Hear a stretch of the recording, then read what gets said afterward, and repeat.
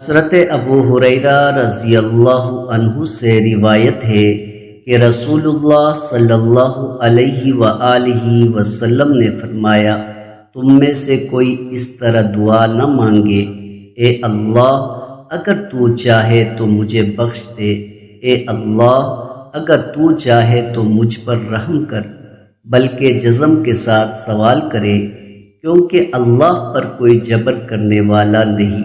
سنن ابو داؤد حدیث نمبر 1483۔ حضرت عبداللہ ابن عباس رضی اللہ عنہ کہتے ہیں کہ رسول اللہ صلی اللہ علیہ وآلہ وسلم نے فرمایا، جو کوئی استغفار کا التزام کر لے تو اللہ اس کے لیے ہر تنگی سے نکلنے اور ہر رنج سے نجات پانے کی راہ ہموار کر دے گا، اور اسے ایسی جگہ سے رزق عطا فرمائے گا جس کا وہ تصور بھی نہیں کر سکتا۔ سنن ابو داؤد حدیث نمبر 1518۔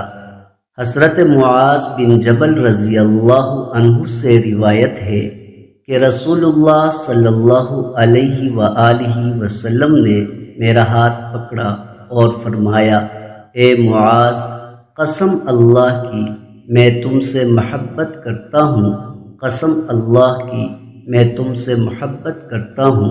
پھر فرمایا، اے معاذ، میں تمہیں نصیحت کرتا ہوں، ہر نماز کے بعد یہ دعا پڑھنا کبھی نہ چھوڑنا، اللہم اعنی علی ذکرک و شکرک و حسن عبادتک۔